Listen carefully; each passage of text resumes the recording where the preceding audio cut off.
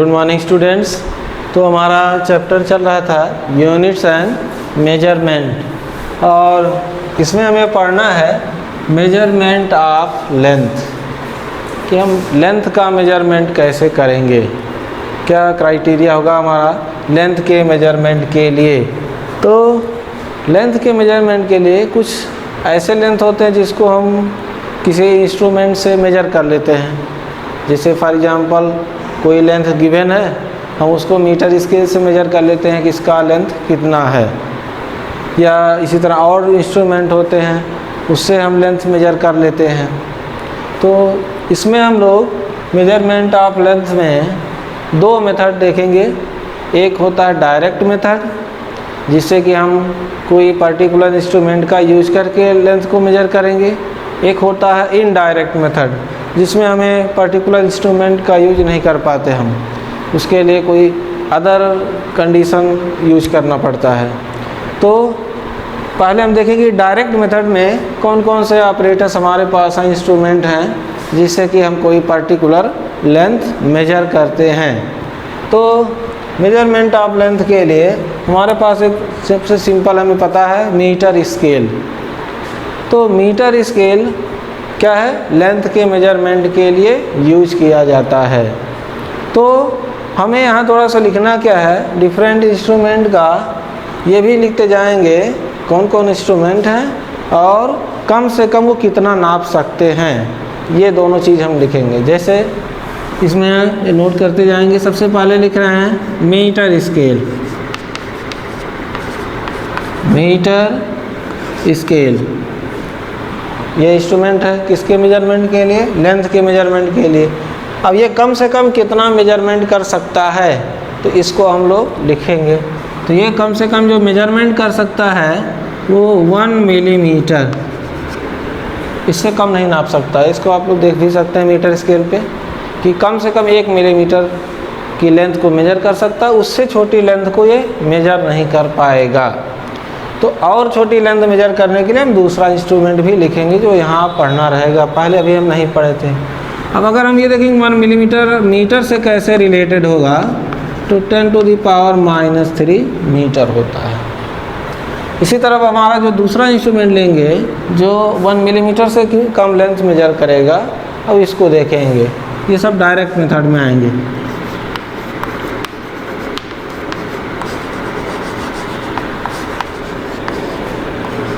Vernier callipers, यह भी एक इंस्ट्रूमेंट है लेंथ के मेजरमेंट के लिए। अब ये कम से कम कितना मेजरमेंट कर सकता है, तो ये कम से कम मेजर कर सकता है 0.1 मिलीमीटर।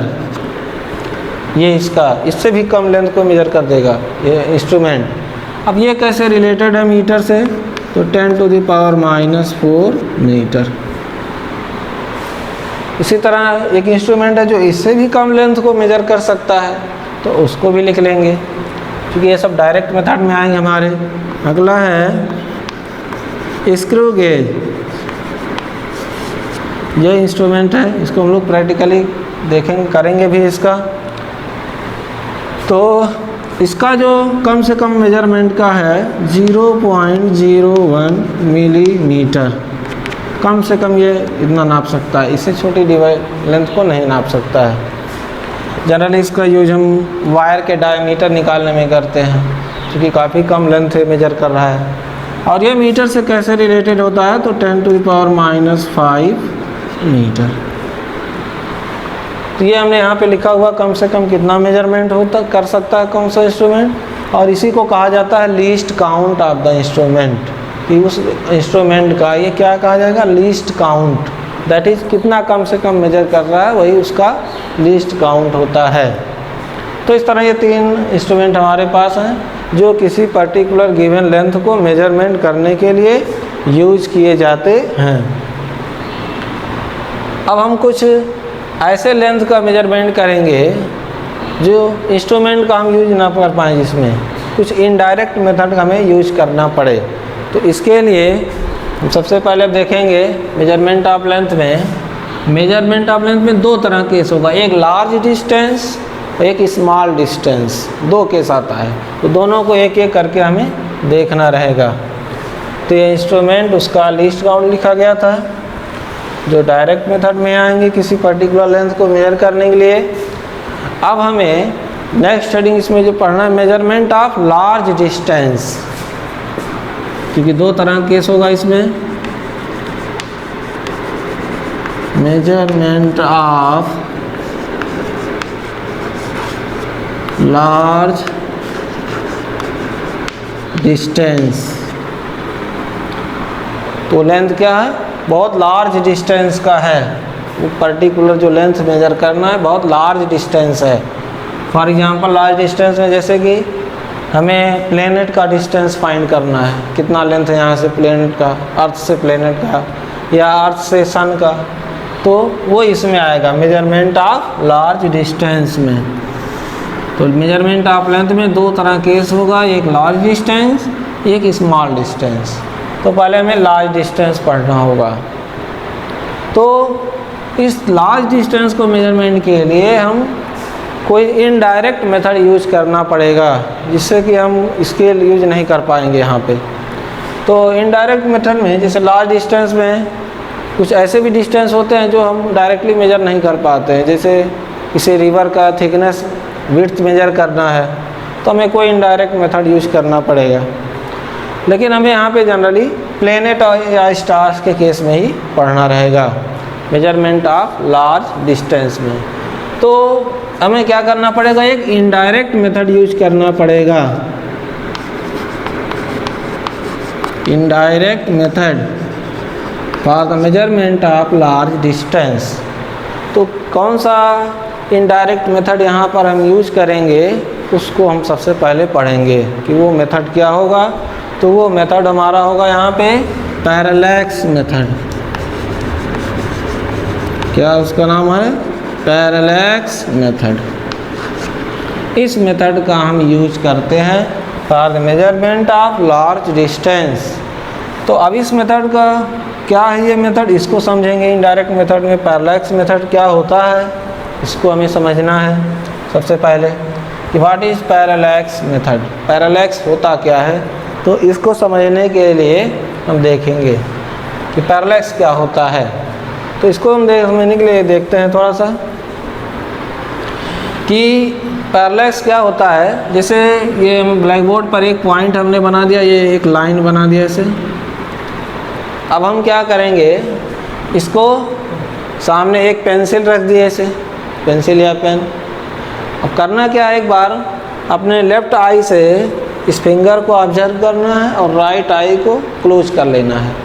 तो ऑब्जर्व करने के लिए क्या करना है, एक बार हमें लेफ़्ट आई से देखना है और राइट आई को क्लोज करना है। तो एक ऑब्जर्वेशन हो जाएगा जो पेंसिल रखेंगे इसके सामने। फिर उसके बाद हम क्या करेंगे, अपने लेफ़्ट आई को क्लोज कर लेंगे, लेफ़्ट आई को क्लोज कर लेंगे और राइट आई से इस पेंसिल को ऑब्जर्व करेंगे। ये आप करके भी देख सकते हैं। तो होगा क्या इस प्रोसेस में, इस पेंसिल का पोजीशन इस बैकग्राउंड पॉइंट के रिस्पेक्ट में चेंज हो जाएगा। जो पोजीशन लेफ़्ट आई से था वही पोजीशन राइट आई से नहीं होगा उस पेंसिल का, उस पेंसिल का पोजीशन चेंज हो जाएगा। तो this is known as parallax. तो ये जो हम मेथड यूज करते हैं पर टू डिफरेंट पोजीशन के रिस्पेक्ट में इसको ऑब्जर्व कर रहे हैं, तो जो पेंसिल है उसका पोजीशन इस लाइन के रिस्पेक्ट में बदल जा रहा है, तो इसी को हम पैरेलैक्स कहते हैं। अब यहाँ इस ऑब्जर्वेशन में हमारे दोनों ऑब्जर्वेशन पॉइंट जो होंगे उनके बीच का जो डिस्टेंस होगा वो बेसिस कहा जाएगा। दोनों आँख के बीच का जो डिस्टेंस होगा वो क्या कहा जाएगा, बेसिस। इस एग्जांपल में अगर हम आँख से left I right I close करके देख रहे हैं तो दोनों आई के बीच का जो डिस्टेंस होगा वो बेसिस कहा जाएगा। तो अब पैरेलैक्स में थोड़ा सा लिख लेंगे कि क्या इसमें है, थोड़ा सा इसका थियरी, फिर इसके बाद लार्ज डिस्टेंस का मेजरमेंट करेंगे इस पैरेलैक्स का यूज करके। तो अब हेडिंग हमारा रहेगा इसमें पैरेलैक्स क्या होता है,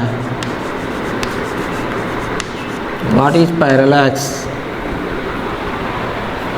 तो इसमें है सिंपली कि हमने यही देखा कि हमारे पास दो ऑब्जर्वेशन पॉइंट है, मान लिया ए और बी, उससे हम किसी पेंसिल को ऑब्जर्व कर रहे हैं एक एक बारी बारी से, तो उस पेंसिल का पोजीशन चेंज हो जा रहा है।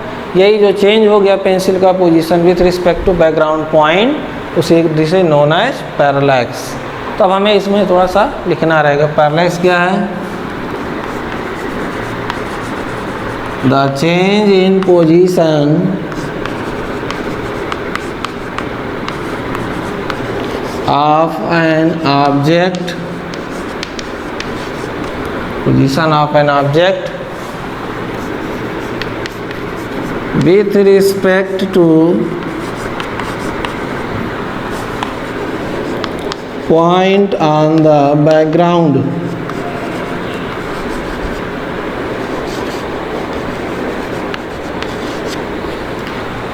जो बैकग्राउंड पे हमने पॉइंट या लाइन लिया है, तो क्या हो जाए change position of an object. Object वही जो पेंसिल हमने यूज किया है, with respect to the point on the background. कब ऐसा हो रहा है, व्हेन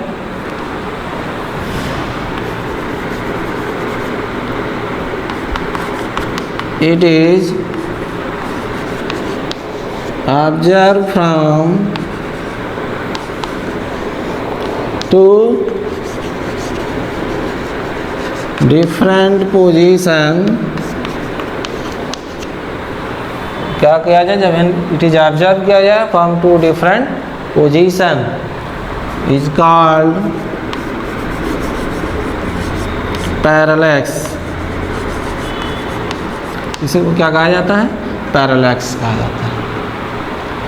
तो इस मेथड का जब यूज करेंगे लॉन्ग डिस्टेंस मेजरमेंट के लिए कि दो पॉइंट का ऑब्जर्वेशन लेंगे, दो पॉइंट ऑफ ऑब्जर्वेशन लेंगे, उससे किसी थर्ड पॉइंट जो लॉन्ग डिस्टेंस पे उसी को ऑब्जर्व करेंगे और तब हम उसका डिस्टेंस फाइंड कर लेंगे। तो ये हमारा पैरेलैक्स क्या है, ये हमने यहाँ पर बता दिया। अब इसी का यूज करके हम लोग लॉन्ग डिस्टेंस का मेजरमेंट करेंगे। तो अब इसके बाद हम लिखेंगे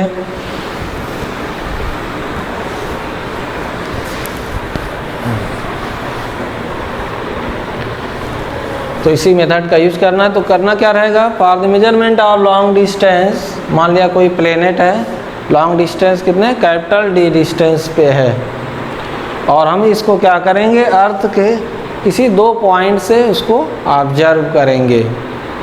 तो अब इसमें लिखते भी चलेंगे जाएंगे, measurement of long distance parallax method लिख लिए, उसी के नीचे लिखते जाएंगे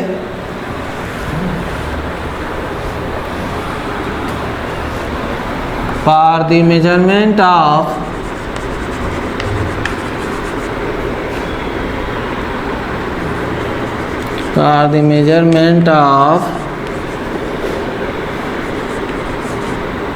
long distance D, long distance मान लिया D पे है, of a far away planet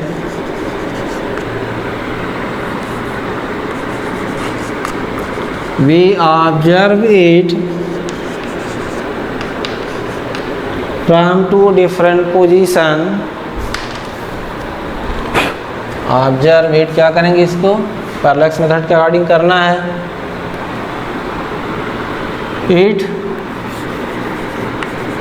from two different position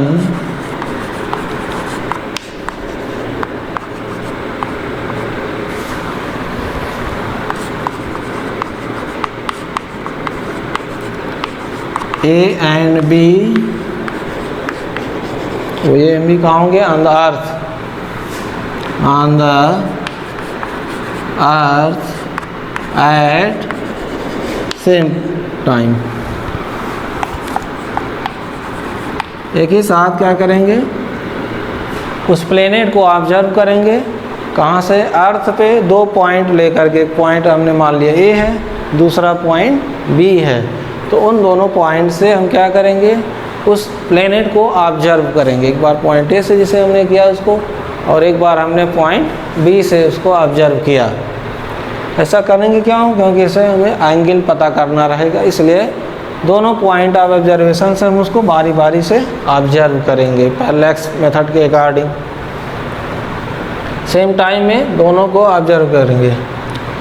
अब इसके बाद क्या होगा, जो पॉइंट हमारे ए और बी ऑब्जर्वेशन पॉइंट हैं उनके बीच का जो डिस्टेंस होगा उसको हम नाम देंगे बेसिस। इसको अब नोट करेंगे, the distance between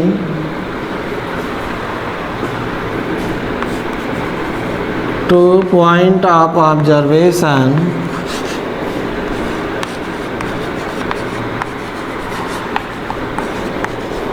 is called basis, और इसको हम B से डिनोट करेंगे। दोनों पॉइंट ऑफ ऑब्जर्वेशन के बीच का जो डिस्टेंस होगा उसको क्या कहेंगे, बेसिस कहेंगे। तो ये भी लेंथ हमें मेजर करना होगा और एंगल मेजर करना होगा, जिससे कि लॉन्ग डिस्टेंस D हमें पता चल जाएगा। तो अभी तक हमने यहाँ पर इतना किया कि दोनों जगह से A और B मान लिया पॉइंट है, उन दोनों से अलग अलग किसी लॉन्ग डिस्टेंस पे जो प्लेनेट है उसको ऑब्जर्व किया। तो इसके बाद अब लिखना रहेगा, तो हम इसके अकॉर्डिंग फिगर बना लेंगे कि क्या इसमें फिगर होगा इस कंडीशन के अकॉर्डिंग। तो हमारा फिगर का सिचुएशन इस तरह रहेगा कि फार अवे प्लेनेट है, मान लिया यहाँ से,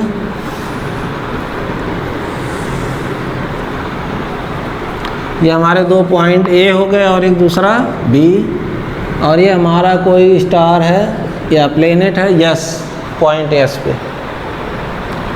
यहाँ से यहाँ तक का जो डिस्टेंस है वो क्या कहा गया है, बेसिस बी। और मान लिया ए से एस या बी से एस का जो डिस्टेंस है वो कैपिटल डी है, और दोनों इक्वल होगा क्योंकि ये सेंटर का काम करेगा, जो सर्किल फॉर्म होगा इससे। तो इस तरह ये फिगर बना लेंगे, और यहाँ पे यही हमने जो एंगल है मान लिया थीटा, इसी को मेजर करेंगे।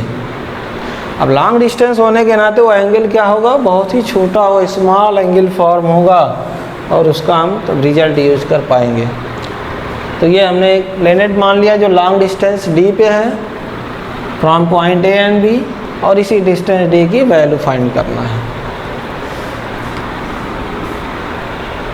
तो अब इसमें एक कंडीशन यूज करना रहता है कि फार्मूला जो यूज करेंगे उसमें क्या कंडीशन के अकॉर्डिंग यहाँ पे रहेगा। तो इसके बाद अब देखना हमें कि थीटा एंगल कैसे मेजर करें। ये फिगर बन गया। उसके बाद तो थीटा एंगल क्या है, ए और बी पॉइंट से हम इसको ऑब्जर्व करेंगे। तो कैसे, we measure the angle theta, we measure the angle theta between two direction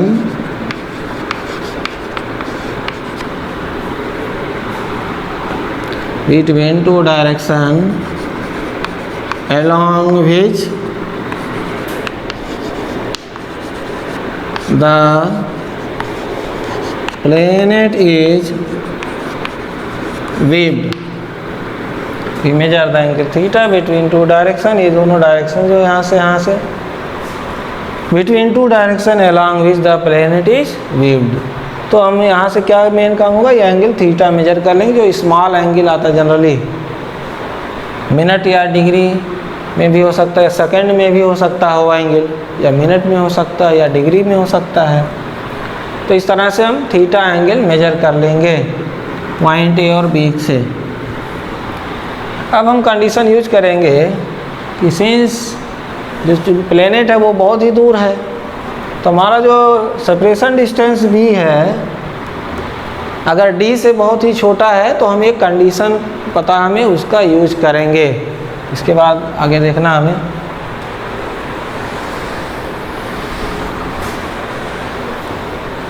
तो हम लिखेंगे as the planet is far away, बहुत दूर है, as the planet is far away, planet बहुत दूर होने के नाते क्या होगा, distance between a and b, जो हमने बी माना है, b is very very less than d, या b by d is very very less than 1। तो ये अगर सिचुएशन हमारे पास है कि फार अवे और b is very very less than D, तो प्लेन एंगल का हमें एक फार्मूला पता है, उसके अकॉर्डिंग यहाँ यूज करेंगे। Then angle theta will be very small, then angle theta will be very small. जो हमारा थीटा एंगल बनेगा बहुत ही छोटा हो जाएगा। तो इस केस में हम क्या रिजल्ट यूज कर सकते हैं वही देखना है। तो हम जानते हैं कि जो यहाँ पे आर्क लेंथ होगा, चूँकि ये प्लेन एंगल बना है, पीछे हमने पढ़ा हुआ प्लेन एंगल, तो प्लेन एंगल के अकॉर्डिंग हम लोग जानते हैं अगर ये ऐसी सिचुएशन हो, इसी तरह लेंथ लिख दे रहे हैं बी थीटा, तो plane arc length B equal to D into theta. तो वही सिचुएशन यहाँ पे अब हमें यूज करना है, प्लेन एंगल का जो कंसेप्ट हमने पढ़ा था पीछे। तो यहाँ पे क्या होगा, आर्क लेंथ जो हमारा यहाँ पे है ए बी है, और वो ए बी किसके इक्वल हो जाएगा यहाँ लिखेंगे। तो ये थीटा बहुत स्मॉल हो गया, तो अब हम लिख रहे हैं प्लेन एंगल का कंसेप्ट से, here arc length A B is equal to B, और ये इक्वल टू क्या हो जाएगा D into theta. Theta will be in radian. तो यहाँ तक ये नोट करेंगे। और बहुत स्मॉल होने से, अब यहाँ थोड़ा शायद थ्योरी लिख दें, यहाँ डायरेक्ट लिख दें, या यहाँ लिख ही दे रहे हैं, then arc length A B is